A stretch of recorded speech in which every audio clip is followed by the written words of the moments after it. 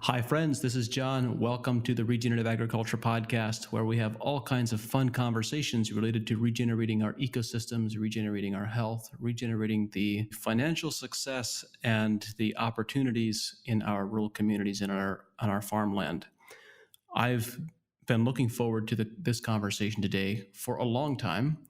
Several months ago, more than several months ago, probably almost a year ago, someone suggested that I saw this announcement for this new book called Custodians of the Grasslands.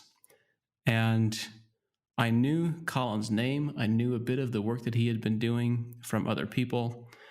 But when I read the book for the first time a couple of months ago, it had been sitting on my shelf for a while. The book is remarkably well written. You know, sometimes we read books who have really great stories, but they're not very well written. And this is not true for Colin's book. It's a book of an incredible story, but it's also written in a way that really connects. So, Colin Seis, welcome to the podcast. I'm so delighted to be able to speak with you. You have this very well written book, which is, I think, probably in the top 2 or 3% of agricultural books that I've read in terms of the beauty of its story and its writing. For those people who aren't familiar with your story, tell us a little bit about your journey and both perhaps a bit of the work that you're doing today and then how you came to be doing the work that you're doing today. My story, I guess, is a long one, especially how I wrote that book. And it's related to my involvement in agriculture, with agriculture in Australia. And when I grew up with most of this knowledge being told to me by my father, so it wasn't very difficult for me to write it, except for the really early stuff. And that was related to our first, or my family's introduction to agriculture in Australia. That one surprised me because my father didn't even know about this side of it.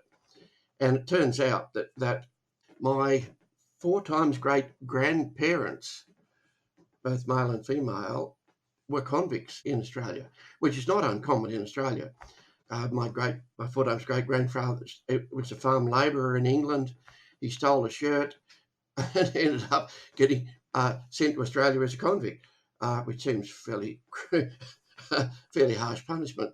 But as it turned out, Well, actually, maybe as it turned out, maybe it was the best thing to happen. absolutely correct. It was the best thing that ever happened. Because if he'd have stayed in England, he'd have been a farm labourer all his life. But what happened, because in Australia, in those really early days, I won't carry on too much with this old stuff. People may not be that interested in it, but it is an interesting and quite a funny story. As it turned out, that because he was a farm labourer and people were starving in the early colony here in Australia, he was granted 50 acres of land because he knew how to grow things. And so he was granted 50 acres of land. He married a fellow convict called Eleanor, but because he had 7 years as a convict, and after he did his time, because he'd behaved himself, he was made a police constable. Now, this is quite amazing. How could anyone be a thief and a convict and end up a police constable? Maybe it sums up our whole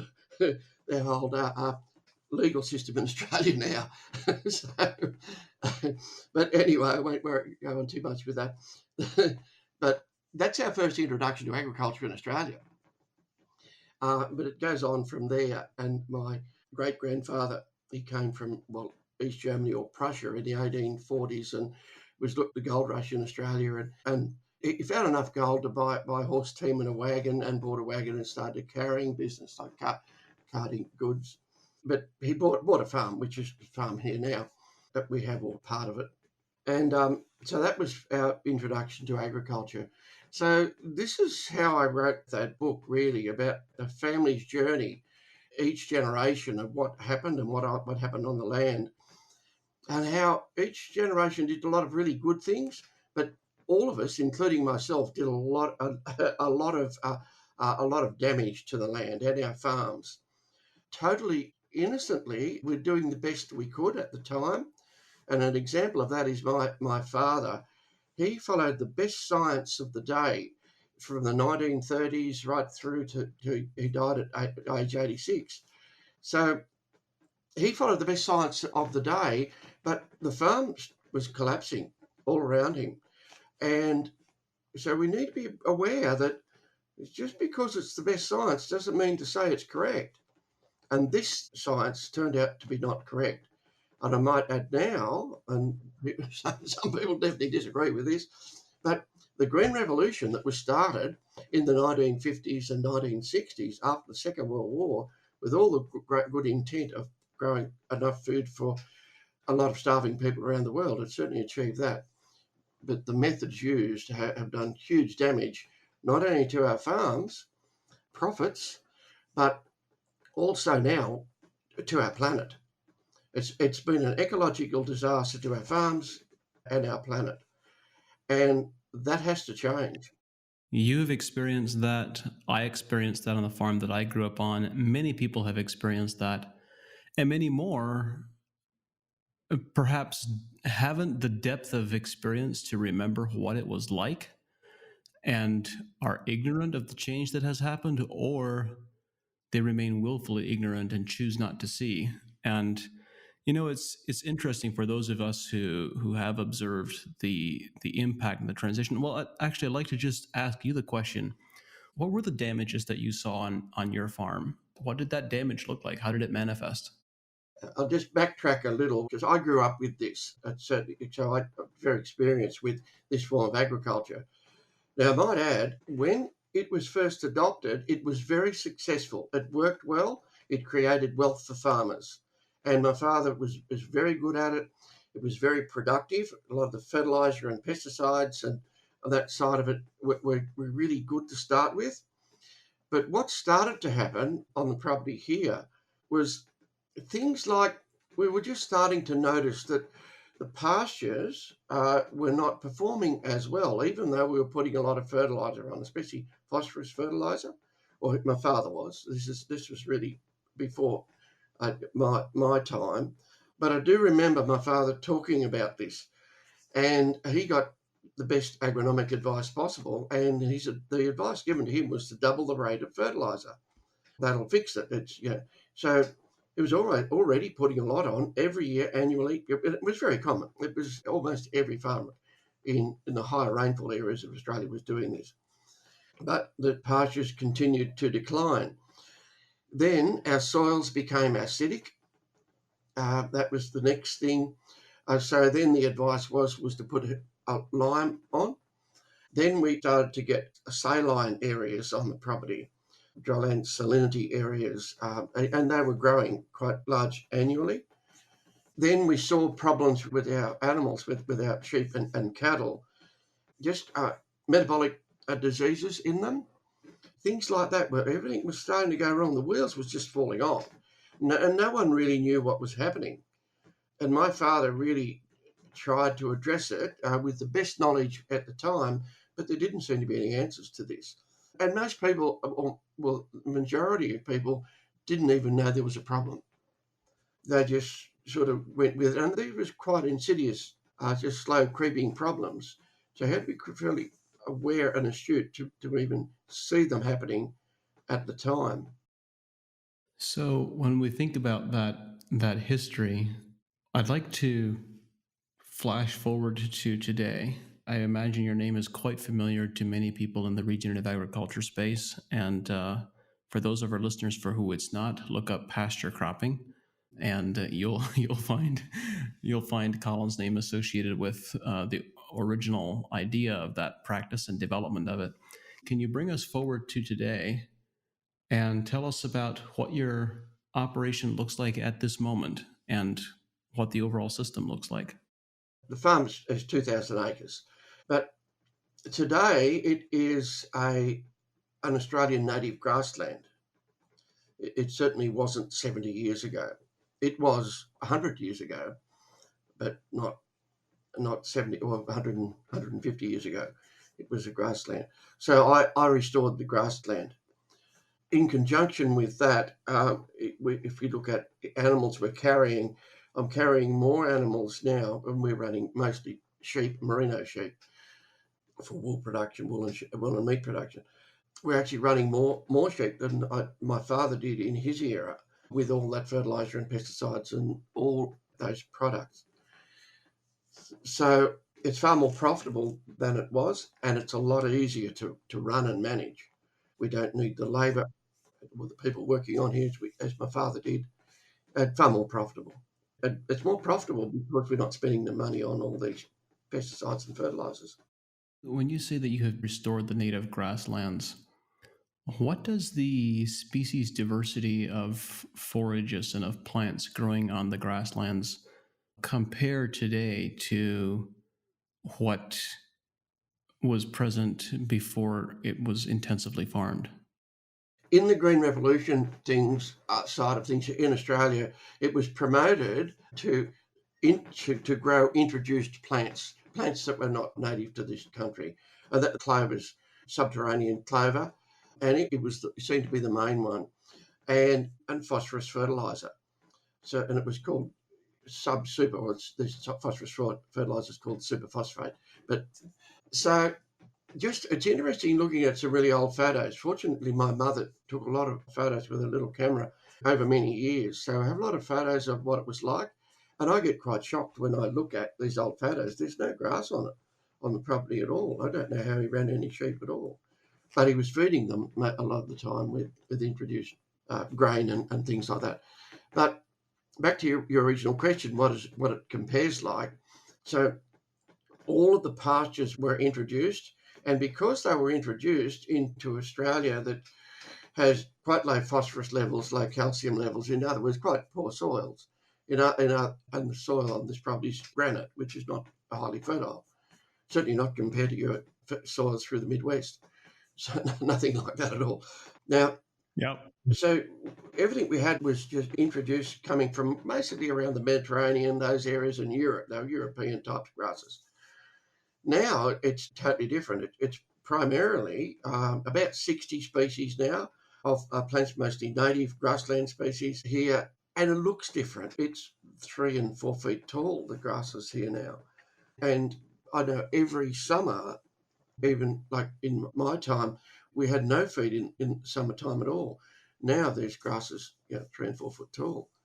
And those grasses are similar types of grasses to what you have in the US, like warm season grasses and a mix of warm season and cool season grasses in your prairies. When you say that you have species diversity of 60 species, do you have an idea what number of those, or what percentage of those 60 species are grasses, and what number are forbs or broadleaves? The majority would be grasses because we've measured all these actually, and probably one of the most researched in Australia, I might add. But certainly the majority would be grasses out of that 60. I'd say almost 40 would be grasses, the others would be forbs and herbs, some native. Now, there are some introduced grasses or plants left that survive from my father's era. That mostly the clovers are still here, and that's okay. It doesn't need to be a pristine grassland. Some of the clovers are still here and they grow quite happily amongst the native plants anyway. So it's sort of a combination of both.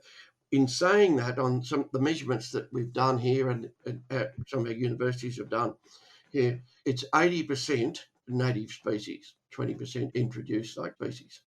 I want to also speak a bit, more than just speak a bit, but dig into the story of pasture cropping. And then I'd love to go back and talk a bit more about your journey of how all these pieces came to be. So tell us about pasture cropping. What is it? How did it come about? And how are you utilizing it today? Pasture cropping is actually perennial cover cropping. And we know a lot now about cover cropping, especially in the US where cover cropping is becoming more and more common. It's not as common, like cover cropping with annual plants is unfortunately not as common here. Some people are starting to adopt cover cropping, and I've been promoting it a lot in Australia here, as well as perennial cover cropping or pasture cropping. But pasture cropping is actually quite simple, and it has an evolution, I guess, of millions of years. Because it just mimics how a natural grassland functions. And in a grassland, we have warm season plants and cool season plants, and they live happily together. And they grow mostly temperature related, cool season and warm season. Now, on the farm here, the majority are warm season native grasses.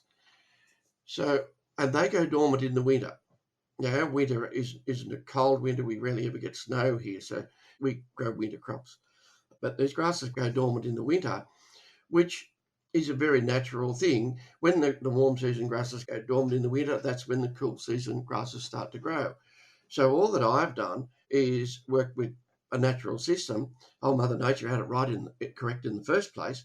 I've just worked with natural system and zero-tilled cool season plants like wheat and oats and barley, small grain type crops, into that grassland when those grasses are dormant in the wintertime.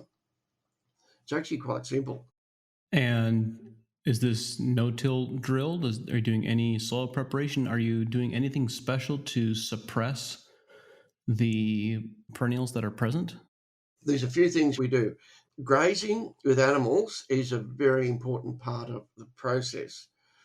I adopted holistic grazing management in the early 1990s here, and that ended up being very important in relation to preparing a paddock to plant a crop into in the winter, and meaning that we had very large miles around, 2,000 or 3,000 sheep on an area.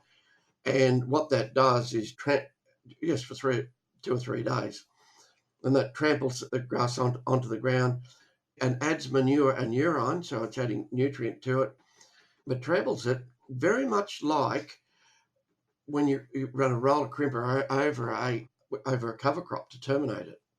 So it does terminate, these grasses are dormant by then anyway, terminates that, remove any weeds that are in there, and then plant into that. However, at times, depending on what weeds or what other plants are there that are going to compete with the crop, I can use a very selective herbicide. It can be an organic system, but I'd leave it open for anyone with that. And I'm not organic myself. I don't want to be restricted with anything that I do. So, and I could be organic, but I choose not to be. So we can use very selective herbicides, and that means we don't want to kill any of those perennial grasses at all. And that means that I don't use glyphosate. So I haven't used glyphosate for 30 years. But I do use other herbicides, desiccant type herbicides, and more selectives just to manage and control some of those weeds and get better crop result. Because we're harvesting grain off these crops as well. So it's an initial very heavy grazing, followed by, if necessary, an herbicide application. And then is there any soil disturbance or just being no-till planted? Is there any soil disturbance? No disturbance really at all other than no-till drill.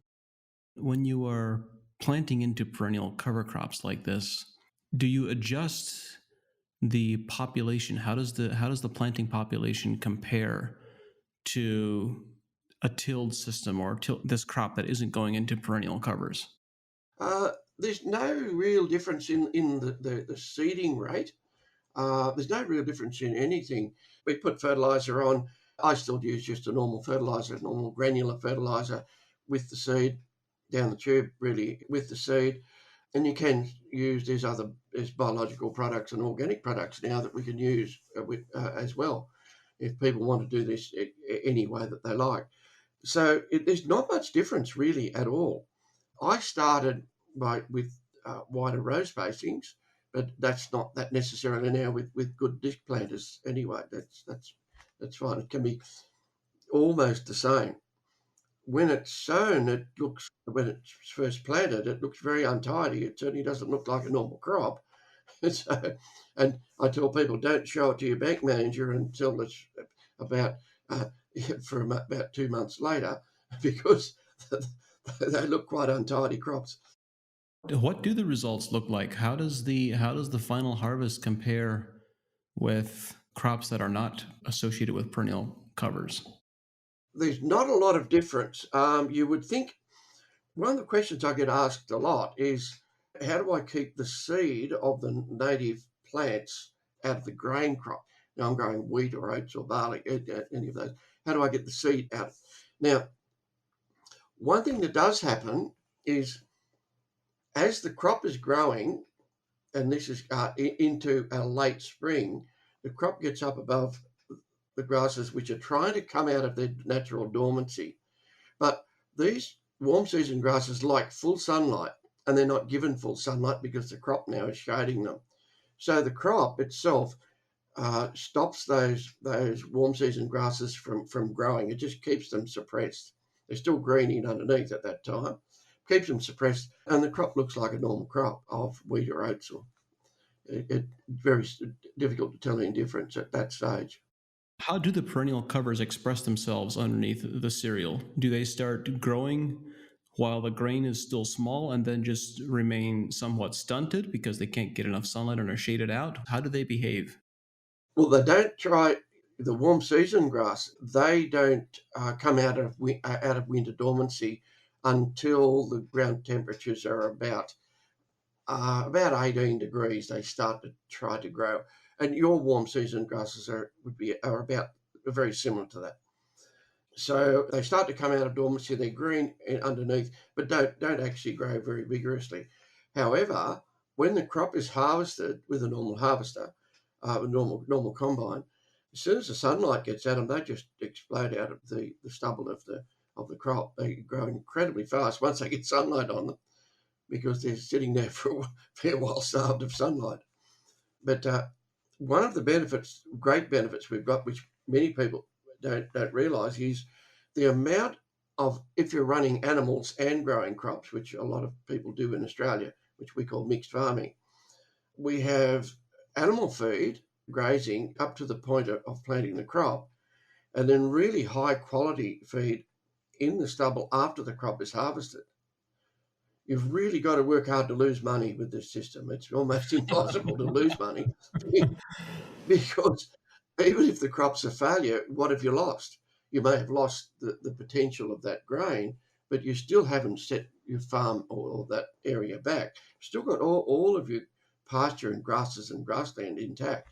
You know, Colin, I'm curious about your rainfall and your levels of moisture because as I'm listening to your story, we have tremendous acreages in wheat production here in North America, as I'm sure you know.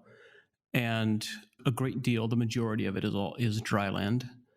And I don't know the exact numbers, but I'm reasonably confident that the great majority of the wheat acres are alternate year cropped with a summer fallow to conserve moisture, to build up soil moisture, which I have significant question marks around. And it does make me wonder this perennial.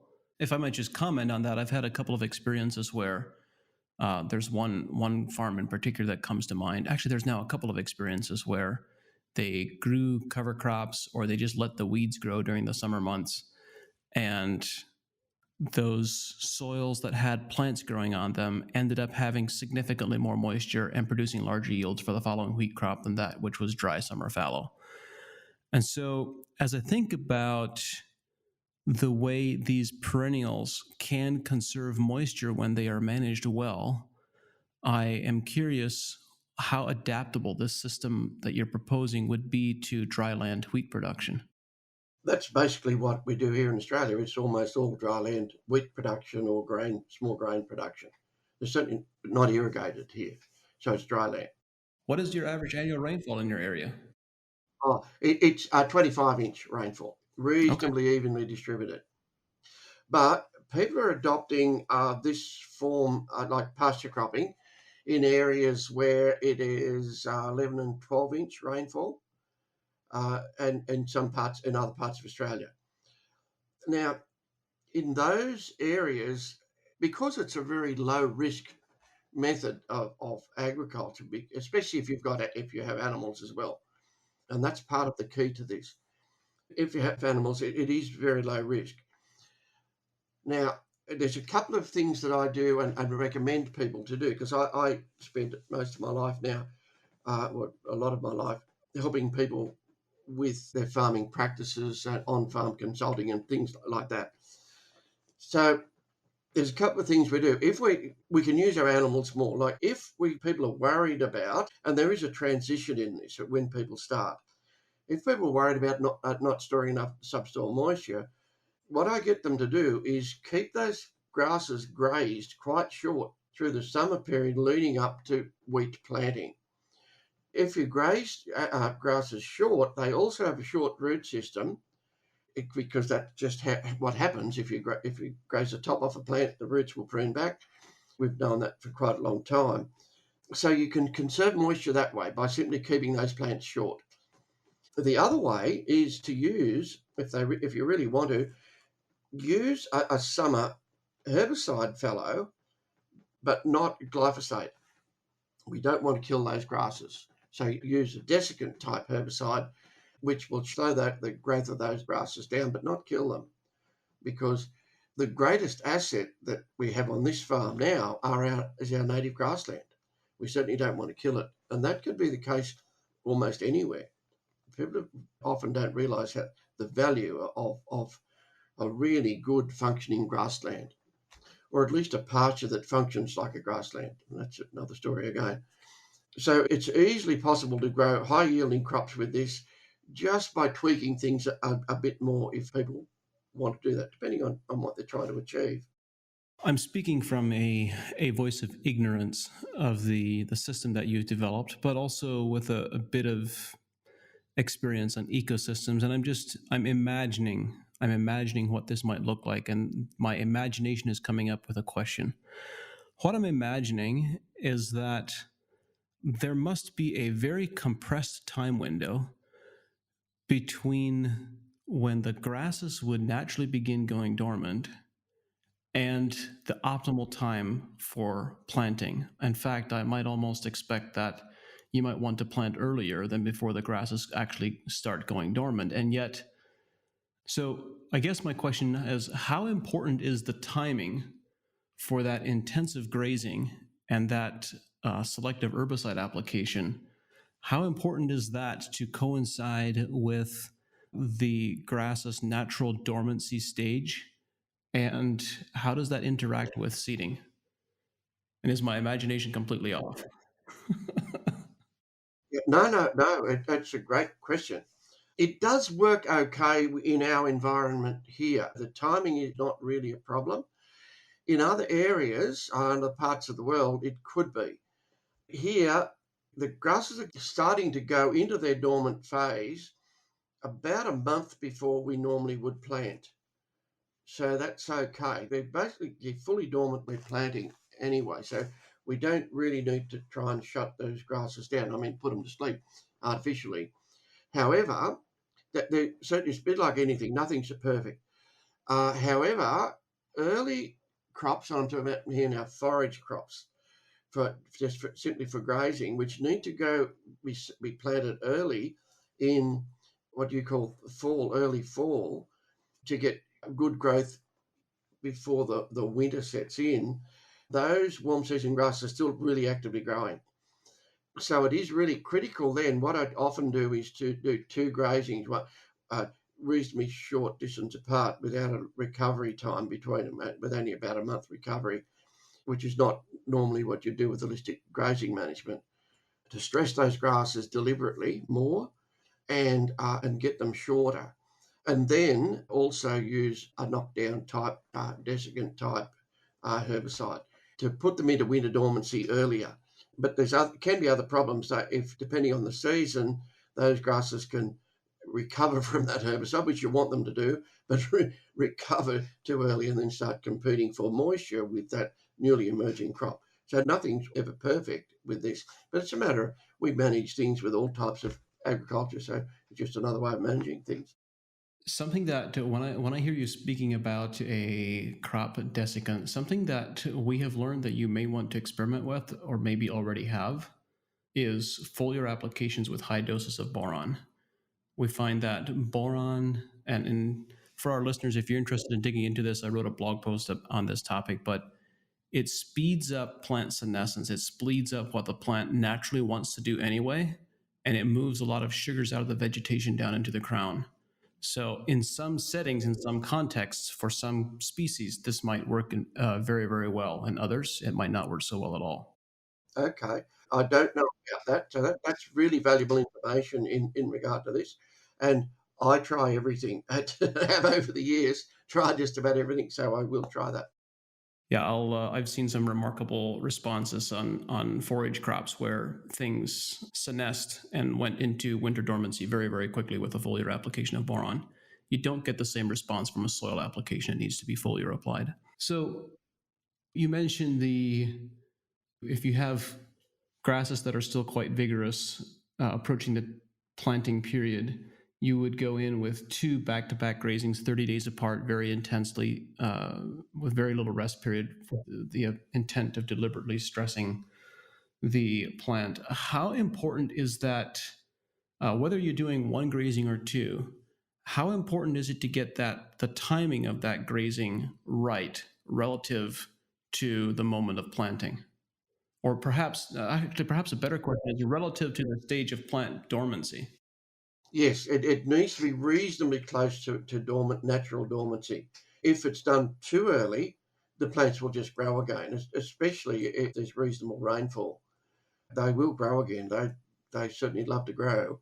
So it certainly will help. So yes, that's quite critical, getting it at the right timing.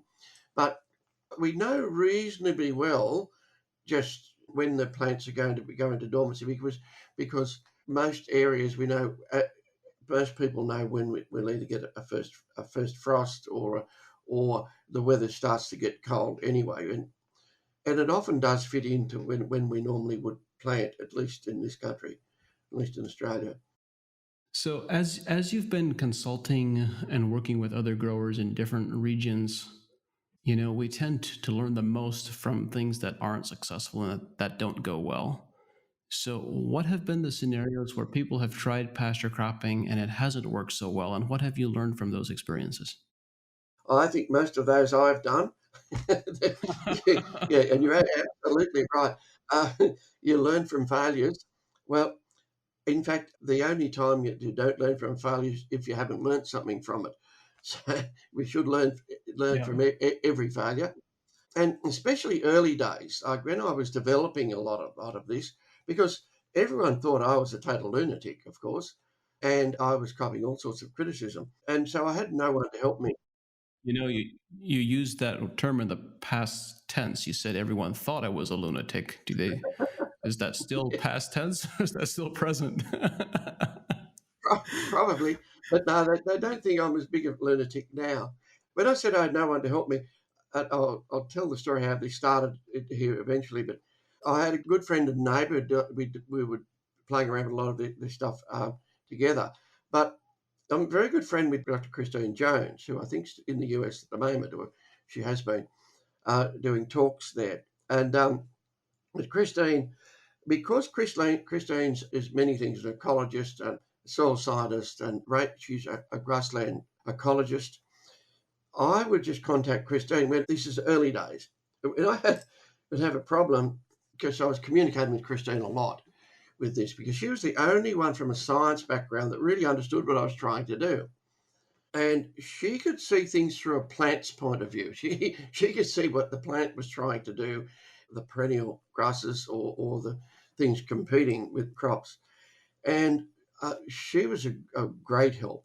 And some early failures were related to not grazing. Grazing was so critical with it.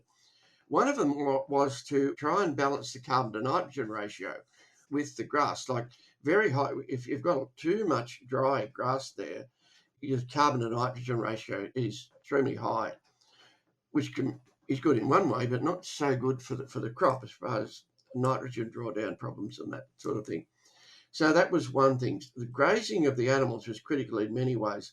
That was one of them, the carbon nitrogen ratio, which we had no understanding of in the early 1990s. You've got to remember when I was trying to develop a lot of this stuff, and no one wanted to help because I was a total ratbag, well, lunatic. So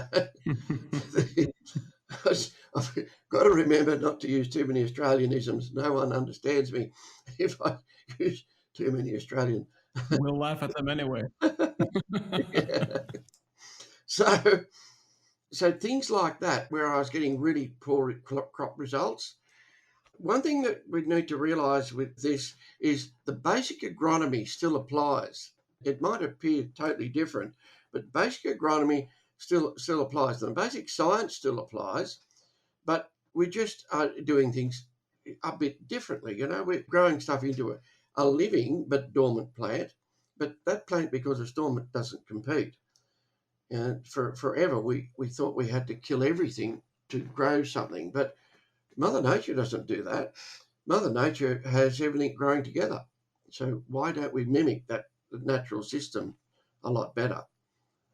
But yeah, there was quite a few failures along the way, and even now, when I try things, sometimes things don't go quite right, but that happens in agriculture anyway.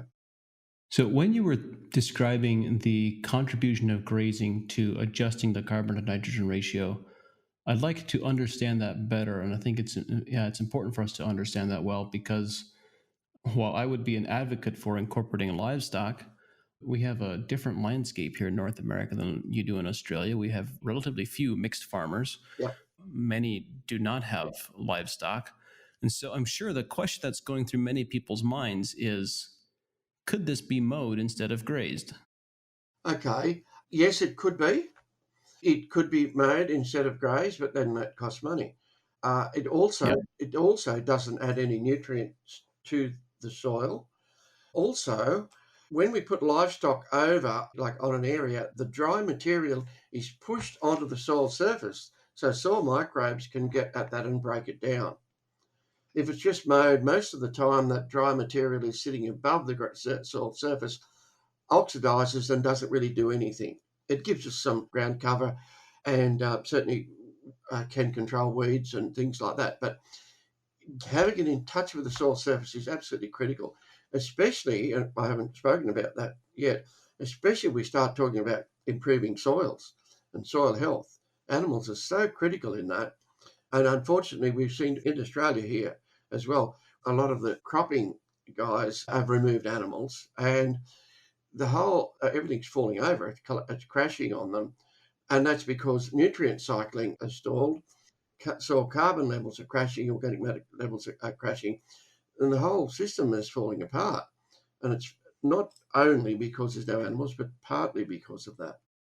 Learning about pasture cropping and the experiments you've been conducting has been fascinating. I'm sure there's so many more questions that are probably in people's minds, but since you opened the topic of soil health and you described at the beginning the how degraded your soils had been, Mm. and you've now been on this journey for the last 30 some years, how has your soil health improved? And perhaps the question to begin this conversation with is, what was the transition like? What's the journey been like? To tell you the journey, I probably should start at why I ever started doing this silly stuff in the first place. Uh, in 1979, we had a major wildfire, which we call bushfires here in Australia. We had a major wildfire which destroyed the whole farm. We normally run 4,000 sheep here on the farm, and we did have then 3,000 of those sheep were killed in that fire. All the buildings were destroyed, houses and infrastructure. Most of the fencing was destroyed. It was as though an atomic bomb was set off on the farm, on the property. So we went from going okay, even with those problems that I mentioned earlier, to just being broke overnight. And how do you survive from that? And the way I approached it, and I won't go into how we bred our numbers back up, sheep numbers, but that's another story. But the only way I thought of surviving, and at that stage I had already taken over the farm from my father, or in the process of doing that. And the only way I could think of surviving was stop spending money, because we were spending a lot of money, $100,000 every year. I was spending on today's money on fertilizer, not even cropping fertilizer, but fertilizer and pesticides and things like that. And I couldn't afford that anymore after that fire. So I decided to look at low input agriculture, and then I also looked at restoring the grassland because of the fire and being broke. Now, the pasture cropping thing has got an interesting story in itself. the my good friend Darryl Clough, he's a neighbour, not an immediate neighbour, he lives over the other side of the hill here, and just good friends, and we used to meet and discuss the world's problems, usually over a beer or two.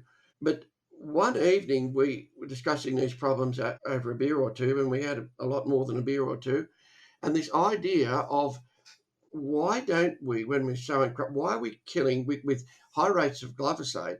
Why are we killing these summer grasses that we've got? Well, we didn't have many, but we were both of us were using a high rate of glyphosate to kill these grasses. Might add now that I was already zero tilling at that stage. I had stopped ploughing, so I didn't need to change that. So instead of trying to kill the summer grasses, I didn't worry about them. However, I did use a lower rate of glyphosate just before, and I'm only talking about a day before I sowed the crop to control any weeds that were in it, because there was a lot of weeds on the general weeds on the property at that time. So anyway, just a lower rate of glyphosate, which didn't kill the native summer grasses because they were already in a dormant stage, and then I just drilled in through them. All that I was thinking of doing was just growing very low cost crop just to feed sheep on the forage. But that crop ended up producing a good grain. So I thought, oh, we've stumbled across something here that's very interesting. We realised that we could grow this crop without killing those summer warm season grasses. And there wasn't many. There was only about 10% of the paddock had just one plant here and another plant about 10 yards away. And so there wasn't many. There was mostly weeds. I didn't start with the grassland. What actually happened where the crop was grown, and mostly oats was better at doing this. Where the crop was grown, we started to find, and we both of us, Darryl Clough and myself, saw there was native grass seedlings growing in the drill row where the oats had been growing. That was the next summer, the end of the summer. We could see this. And I thought, oh, that's interesting. And that started happening every year. What happened, and this is just a total accident. The whole thing's a total accident. There's no great philosophy or intelligence or anything in this. It's just two blokes getting drunk one night thinking about this ratbag idea. So that's really what happened. However, one of the things that came out of it, we stumbled across a way to restore grasslands. And none of those seeds that plants that grew were actually sown. They were laying dormant in the soil. They could have been there for decades. Goodness knows. Goodness knows. Could have been there for 40 or 50 years, laying dormant. And what had happened was the oat plant itself, around the rhizosphere, around the roots of the plant, created an environment that was microbially friendly and friendly for this seed to germinate. So, and now we've got more of an understanding. So we certainly didn't know what was going on at the time, what was happening.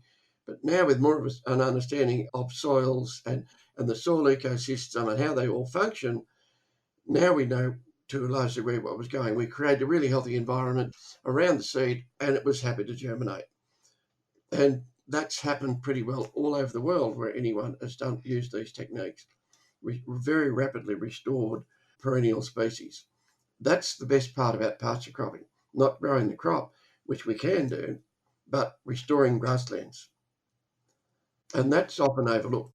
That's a fascinating observation and story. And, there's a number of interesting comments that come to mind. There are some idealists who would suggest that that shouldn't be possible since you are still using fertilizer. As I understand it, you're still using granular fertilizer in the row with the seed. Yeah, You're still using herbicide applications, and you're doing things that came along with the Green Revolution. yeah, So you're also using cereal grains, which are not native to your ecosystem. yep, So, in spite of those things that do not align with an idealistic worldview, you are still getting those results. yes, that's correct. And and that's I hadn't thought of it quite that way before. Like you're absolutely correct. We're still using some fertilizer, very low rates of fertilizer now. I might add, they're very low rates, especially compared to some of the rates that are used with the cropping people in Australia and in other parts of the world. Yes, all of that, I'd agree, shouldn't happen. One of the advantages I had, I was totally naive. I didn't know that it wouldn't work. It made perfect sense to me when I started to do this. But when I started to ask scientists about it, and especially agronomists about it, they just said, "Oh, that won't work. That's mad. It can't possibly work." But I was that naive. I didn't know that it couldn't work, but it did work.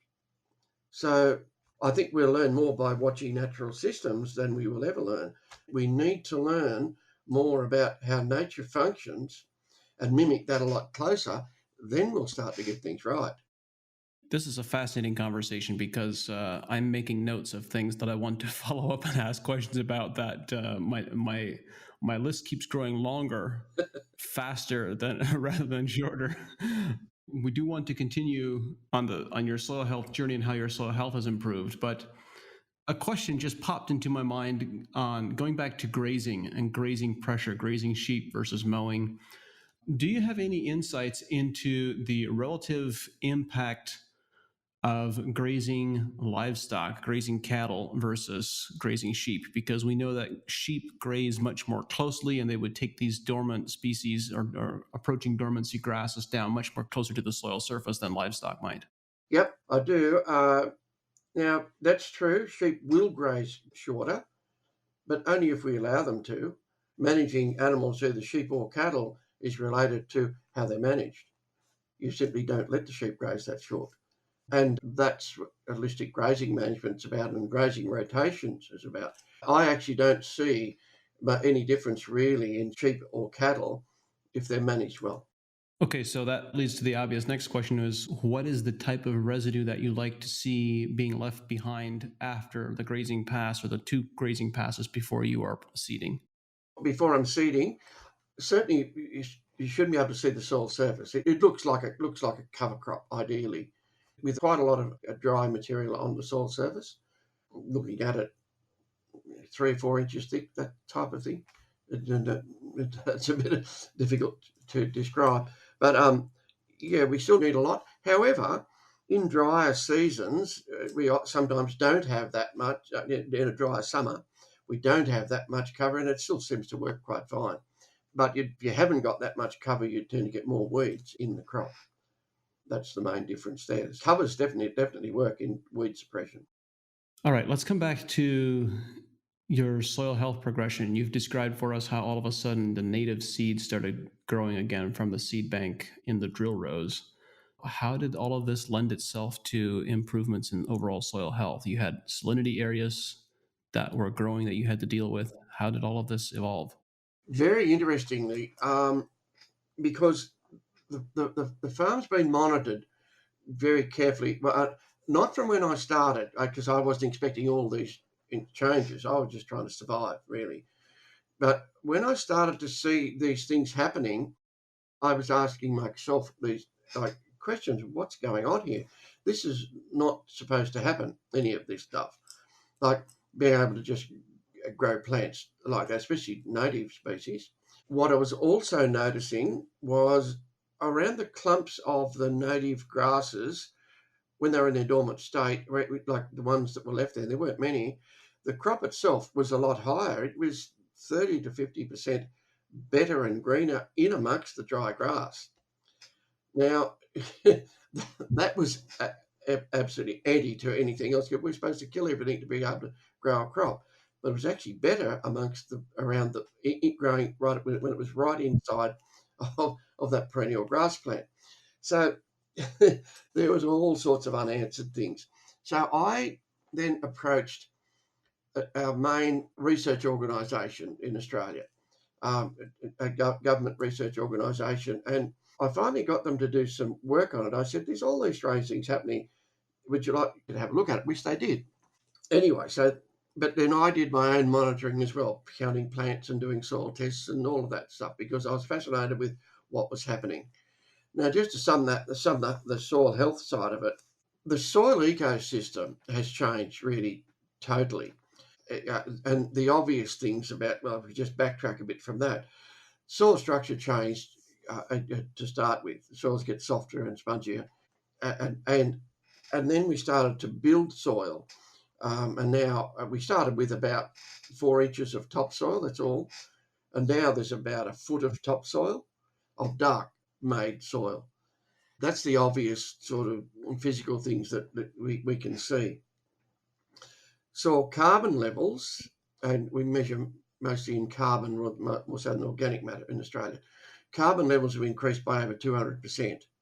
They've gone from 1% to about 3% in the top 4 inches. But we're measuring now to a metre with our soil testing, and it's changing at depth as well. The soil carbon is. The other really interesting thing, we measured the change in soil chemistry and measured everything we possibly could measure, including trace elements, the whole lot, and found that everything had increased. And when we look at, say, phosphorus increased by 300%, calcium increased by about 300%. Got this off the top of my head. Organic carbon levels increased. Organic nitrogen increased.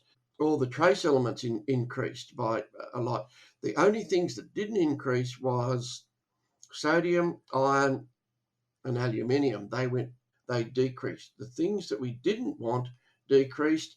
The things that we did want increased. Now, I didn't put anything on there except a little bit of fertilizer for the crop. How does that happen?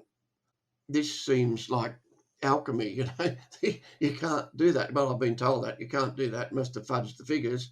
So, Well, some people would say, oh, you can't do that. And then other people will say, well, that's going to run out eventually. You can't do that forever. What do you say to those people? that's an interesting, that's exactly, I get asked that all the time. Now, there's a few things that happen here. Now, and I've bounced this off soil scientists. Actually, Christine Jones was the one that helped me take those soil samples, and because she was curious what was going on, so scientists involved in the first place.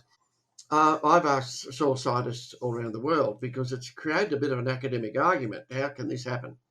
There's two things that are going on. This is granite soil. So there's granite particles in the soil, like small granite little pebble stones all through the soil. What I did was restore the perennial grasses. You've got to remember these are perennials, very deep-rooted perennial plants. Probably not as deep-rooted as your perennial plants. They are huge. Your big blue stem, a lot of those are incredible plants. These perennial plants are very deep-rooted.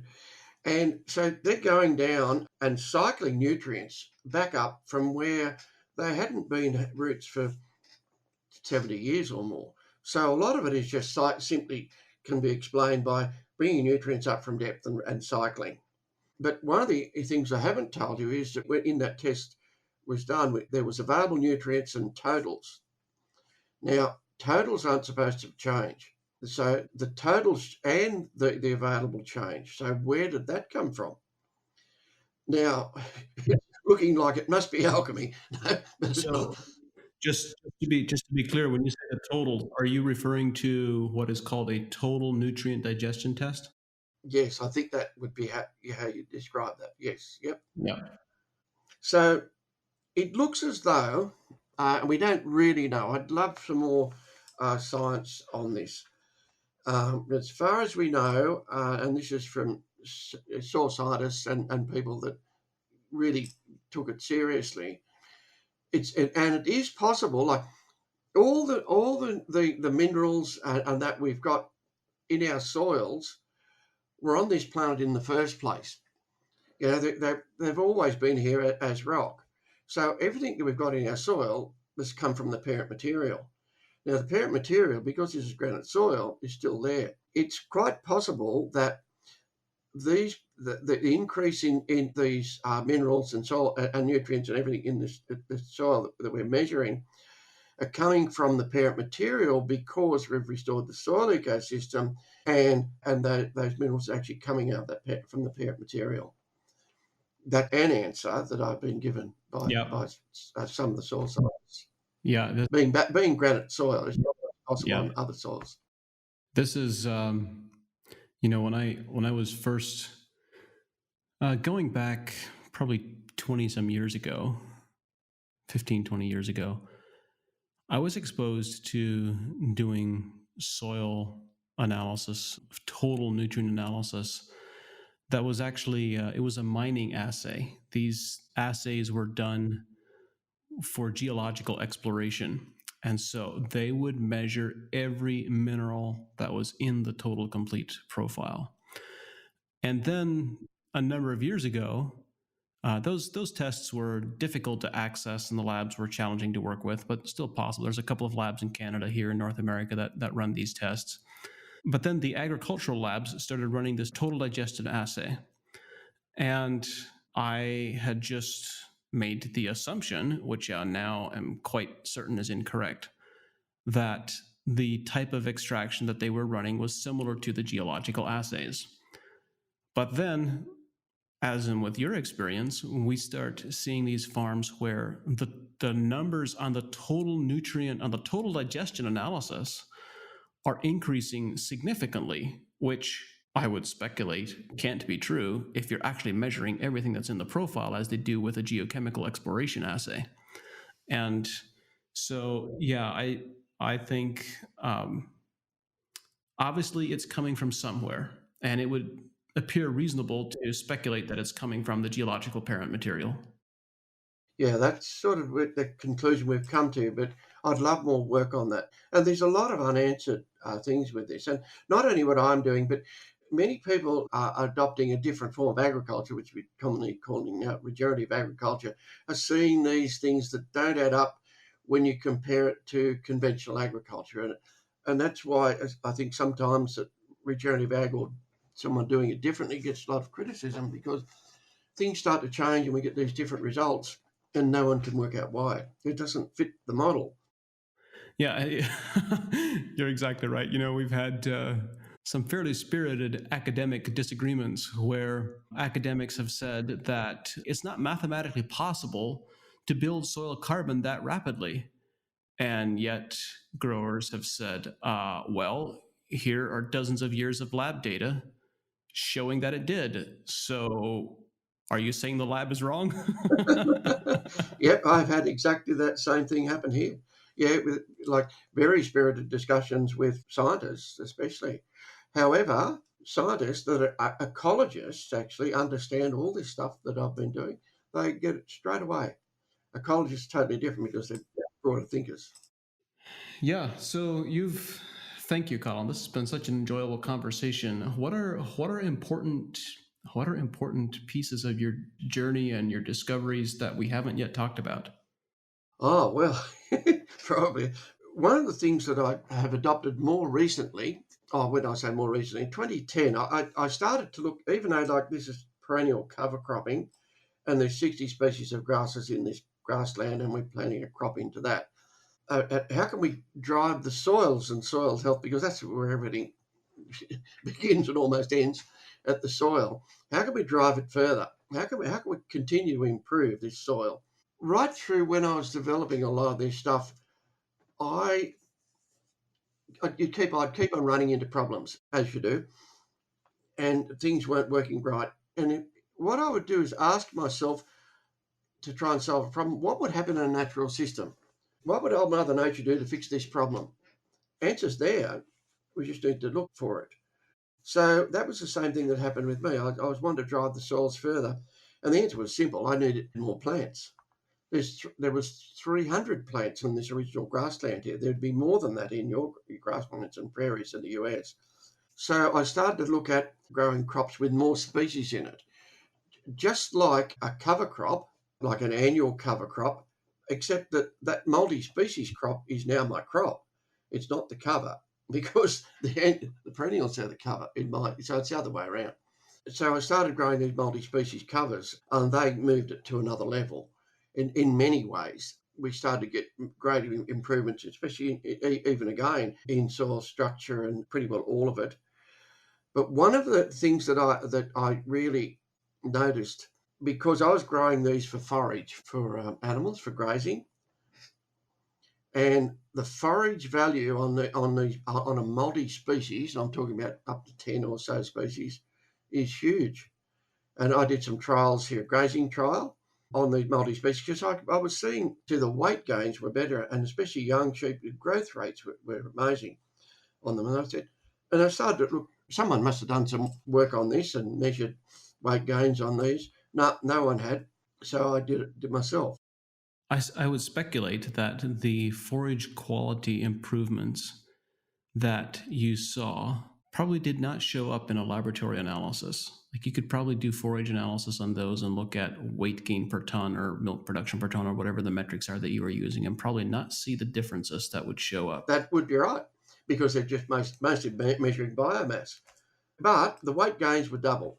And compared to a single species crop, a single species like forage crop, I was comparing it to that. And I had merino lamb, split the mobs in half. I just set stock, left them on there, and we grazed them for 2 months, 57 days. And the grazing crop was a barley crop compared to a multi-species crop, which also had barley in it. And the weight gains in 57 days ended up double on the multi-species crop compared to the ones grazing barley crop. And there were some other measurements too. Soil health, I wasn't expecting, because that was only a short period. We did soil tests, just only to 6-inch soil tests. And soil carbon levels increased by 20%. That would have been labile carbon, not recycling carbon. Nitrogen increased, phosphorus increased. Not all of it, or not all the nutrients increased on that, but the main ones increased on the multi-species crop compared to the single species, and the carbon levels increased as well. So that trial was extremely interesting, not only weight gains on animals, but improvements in soils. So I've been talking in Australia, doing a lot of workshops all around the place. So I started talking to people about growing multi-species crops, and people aren't growing them as covers for a cash crop here in Australia. They're growing them as forage, and it's the fastest adoption I've ever seen in this country. I introduced the concept in 2010 or 2012, probably by the time I'd done a bit of work on them here, and then you see them everywhere now. All over, everywhere I drive, you see multi-species crops everywhere, and it's been quite incredible. I've never seen anything adopted so quickly. What are the popular combinations? Is there a particular grouping that has been found to be very effective that is facilitating the widespread adoption? They're only very standard ones. Nothing. Oats is a very common plant that's grazed here in Australia, and so most of them are based on oats, and then forage brassicas. They use the fairly standard forage brassicas. But the ones I use here, many people are still using those. Forage brassica, I generally put a daikon radish or a tillage radish in it because most soils are fairly ordinary in Australia, hard compacted soils. And turnips are relatively cheap. Field peas, some legumes in there, and vetch. So there's 7 or 8 or so, but those fairly standard, easy to purchase plants. Nothing extra special about them as far as purchasing. So it's been a very successful thing from a grazing point of view. The cropping guys have not adopted anywhere near like in your country with cover crops in Australia. They don't seem to be able want to change, and they don't realise their farms are crashing around them. Well, I don't know what perception. I think you might have been exposed to a microclimate of particular growers here in North America because in most regions, cover cropping is still in the single digit percentages. Okay, yeah, We're just moving into low double digits, 10 to 15% adoption in some regions. So it's still quite low. yeah. Well, you're probably right. Yep. People I do with, preaching to the converted half the time. Yeah, yeah. You described how you've collected a lot of data from your farm, and others have as well. You talked about some of the soil health improvements, the improvements in soil nutritional profiles. What have been some of the other unexpected highlights that showed up in your data tracking over the years? Good point. Certainly, all of it was unexpected. There's no doubt about that. One thing that was unexpected was organic nitrogen levels have increased in regard to soil tests. They've increased enormously. One thing and this was related to the soil chemistry side of it, these soils are naturally very acidic, granite soils. Well, I'm not sure now whether they were naturally acidic or we made them, but all tests on granite soils are acidic. Originally, they may not have been, like 200 years ago, they may not have been. But one thing that happened with those soil tests, that the calcium levels increased enormously, and without any lime being put on. And the pH changed from 5 to over 6, no lime being put on. Things like that. Now, that was certainly unexpected. Yeah. Yeah, I want to. You've mentioned how your nitrogen levels, your soil organic nitrogen levels increased, and I want to explore that a bit further, particularly in light of your previous comments of the importance of getting the carbon to nitrogen ratios properly balanced in order for successful seeding. What is the carbon to nitrogen ratio that you're looking for, and perhaps what specifically are the livestock adding when livestock are grazing the forages? Are they narrowing the carbon to nitrogen ratio, or are they broadening it? They'd be narrowing it because they're consuming a lot of the dry material. Yeah, certainly narrowing And it they're contributing nitrogen. and contributing Yeah. nitrogen. Yes, yes.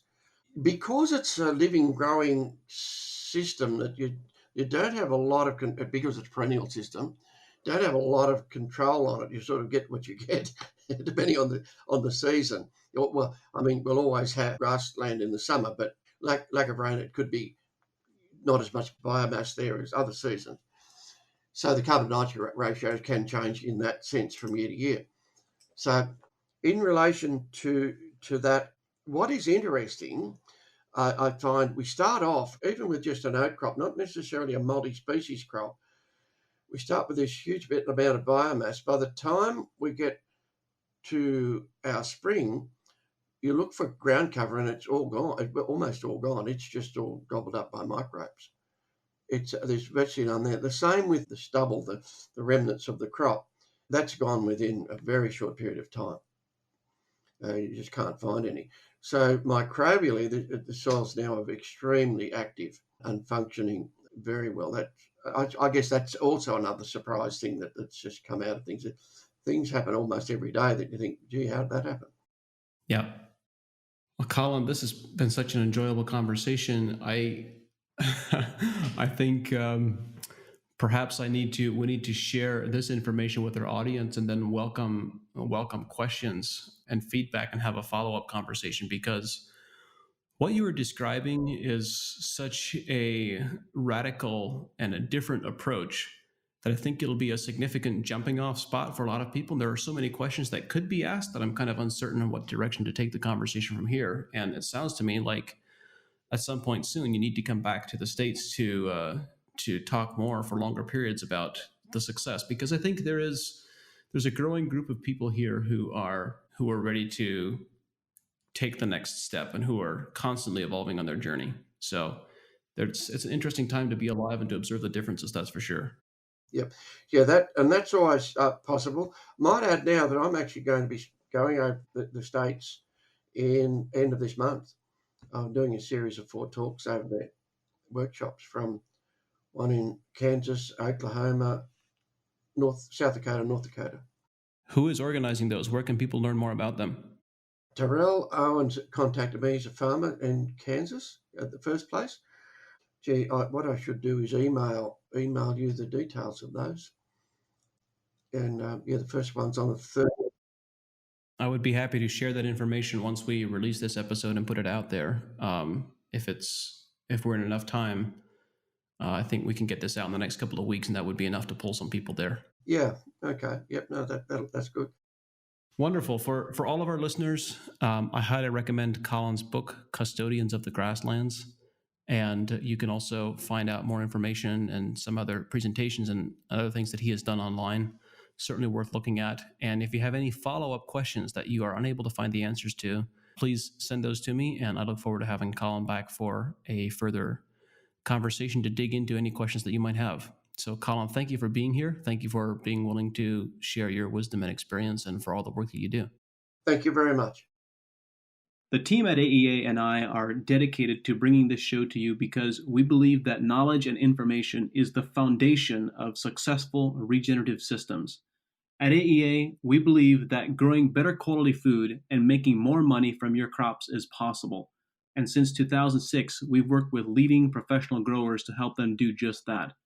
At AEA, we don't guess, we test, we analyze, and we provide recommendations based on scientific data, knowledge, and experience.